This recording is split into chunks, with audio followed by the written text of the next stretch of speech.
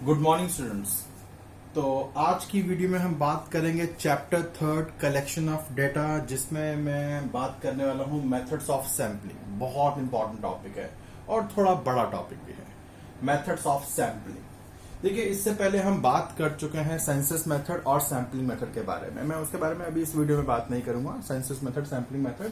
अब सैम्पलिंग में बेसिकली हमको कुछ मेथड्स यूज करने थे, वो कौन से मेथड्स हैं वो हम आज की वीडियो में बात करने वाले हैं। चल, तो स्टार्ट करते हैं सैम्पलिंग के बारे में।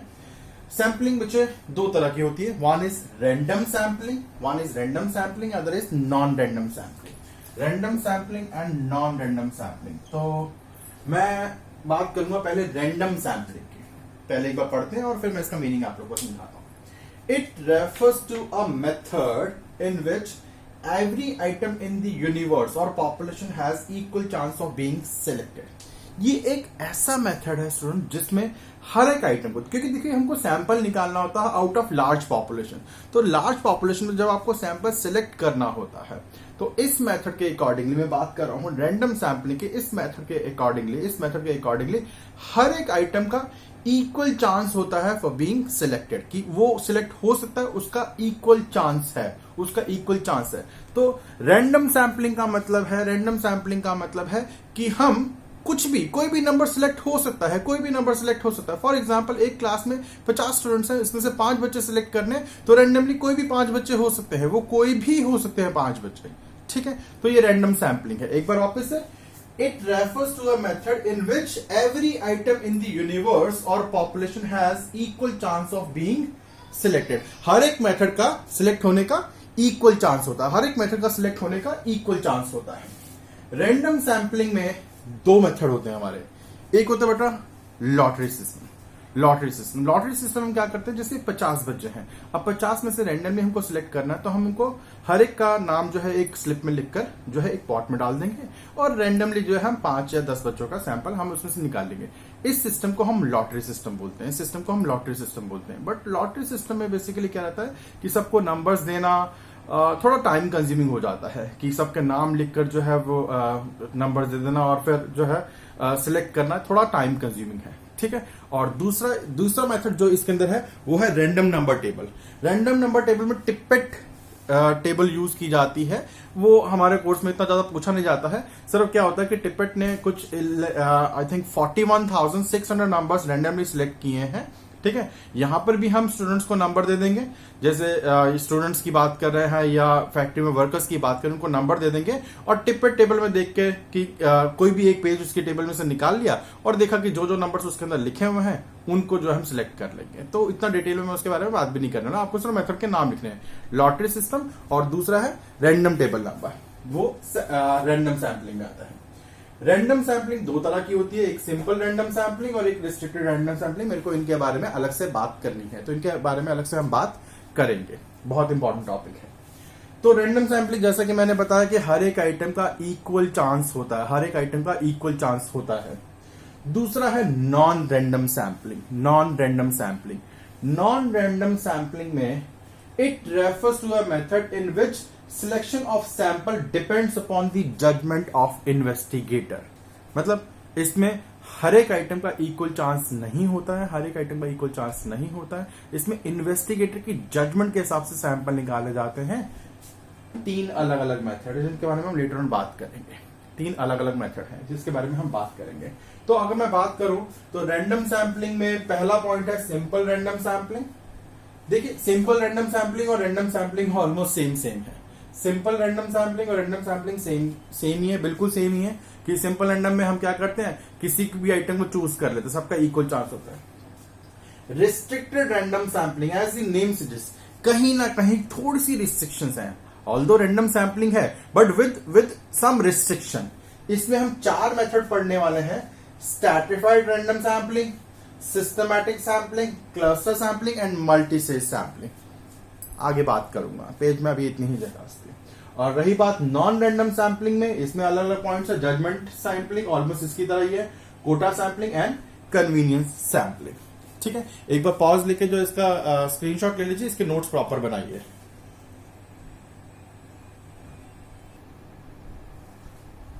तो जैसे कि मैंने बात की थी मेथड्स ऑफ सैंपलिंग में रैंडम सैम्पलिंग को फर्दर हम दो पार्ट्स में डिवाइड करते हैं। एक सिंपल रैंडम सैम्पलिंग, इसके बारे में थोड़ा सा मैंने आपको पहले बता दिया था, मैं फिर से बात करूंगा। और दूसरा है रिस्ट्रिक्टेड रैंडम सैम्पलिंग, जिसमें हम 4 अलग अलग मेथड्स पढ़ेंगे। तो सिंपल रैंडम सैम्पलिंग, जिसको हम अनरिस्ट्रिक्टेड रैंडम सैम्पलिंग भी बोलते हैं, अनरिस्ट्रिक्टेड क्योंकि इसमें किसी तरह की कोई रिस्ट्रिक्शन नहीं होती है। सिंपल रैंडम सैम्पलिंग और रैंडम सैम्पलिंग एक ही चीज होती है। सिंपल रैंडम सैम्पलिंग में मैंने आपको बताया था लॉटरी मेथड, पहला जो मेथड है लॉटरी मेथड है, जिसमें हम सबको नंबर्स दे देते हैं, उनका नेम जो है एक स्लिप में लिखकर जो है एक पॉट में डाल दिया जाता है और रैंडमली उनको सिलेक्ट कर दिया जाता है। और दूसरा था रैंडम नंबर टेबल। अगर मैं इसके मेरिट्स की बात करूं, सिंपल रैंडम सैम्पलिंग के मेरिट्स की बात करूं, तो नो पर्सनल बायस, इसमें सिलेक्टर का, इन्वेस्टिगेटर का कोई पर्सनल बायस नहीं रहता। इस मेथड में सिलेक्टर का कोई पर्सन, क्योंकि रैंडमली कोई भी सिलेक्ट हो सकता है, रैंडमली कोई भी सिलेक्ट हो सकता है, तो उसका पर्सनल बायस यहां पर नहीं रहता है। Number second, based on probability. Based on probability का मतलब है कि हर एक का इक्वल चांस होता है। प्रोबेबिलिटी बेस ये सिलेक्शन होता है, हर एक का सिलेक्ट होने का स्टूडेंट्स इक्वल चांस रहता है, ठीक है। Number third is increasingly representative of population. जैसे जैसे सैंपल साइज बढ़ता रहेगा, वैसे वैसे एक्यूरेसी के चांसेस उतने ही ज्यादा होते रहेंगे। जैसे जैसे सैंपल साइज बढ़ता रहेगा, इस मेथड का ये फायदा है कि जैसे जैसे सैंपल साइज बढ़ता रहेगा, वैसे वैसे जो है डेटा एक्यूरेसी के चांसेस उतने ही ज्यादा हो जाएंगे। तो ये सिंपल रैंडम सैम्पलिंग है। डीमेरिट्स क्या है? Unsuitable for small sampling. अगर सैंपल साइज बहुत छोटा है, पॉपुलेशन लार्ज है और सैंपल साइज बहुत छोटा है, पॉपुलेशन लार्ज और सैंपल साइज बहुत छोटा है, तो उस केस में ये वाला मेथड सुटेबल नहीं होता है। And number second is time consuming, specially जब लॉटरी मेथड हम यूज करते हैं, तो उसमें हर एक को नंबर्स देना, स्लिप्स बनाना हर एक की, और देन उसको बॉट में डालकर पिक करना जो है वो कई बार टाइम कंज्यूमिंग भी हो जाता है। Next one is restricted random sampling. Restricted random sampling का मतलब है कहीं ना कहीं रिस्ट्रिक्शन है, ऑल्दो रैंडम सैम्पलिंग है बट रिस्ट्रिक्शन है। इसमें सबसे पहला मेथड हमारा stratified random sampling. Stratified random sampling, पहले एक बार मीनिंग पढ़ते हैं फिर मैं समझाता हूं। The universe is divided into number of strata और ग्रुप्स, उसको हम ग्रुप्स बोलते हैं, and then certain number of items are taken from each group. हम क्या करते हैं, जो भी हमारी पॉपुलेशन है, जो भी हमारा यूनिवर्स है, हम उसको एक डिफरेंट ग्रुप्स में डिवाइड कर देते हैं, और हर एक ग्रुप में से हम कुछ ना कुछ सैंपल्स कलेक्ट कर देते हैं। मतलब कहने का मतलब ये है कि जैसे ये हमारा पॉपुलेशन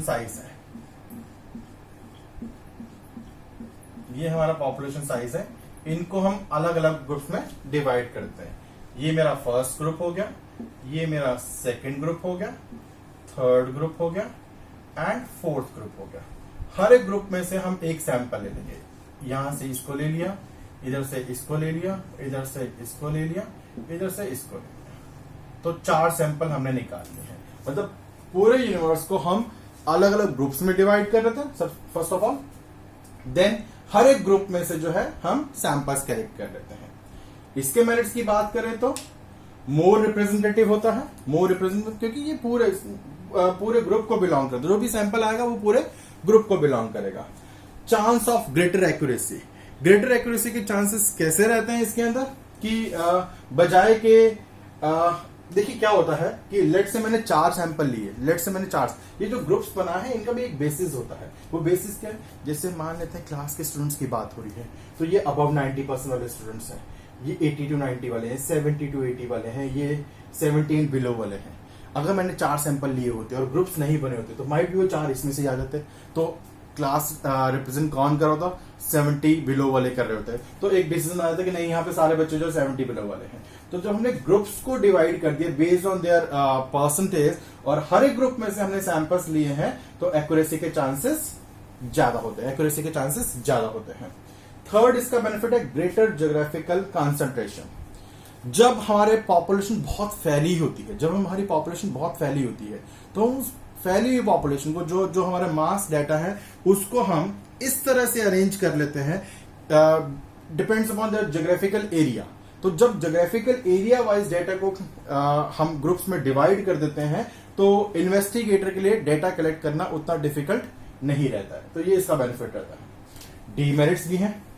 पहला डीमेरिट है difficult to determine size of each group.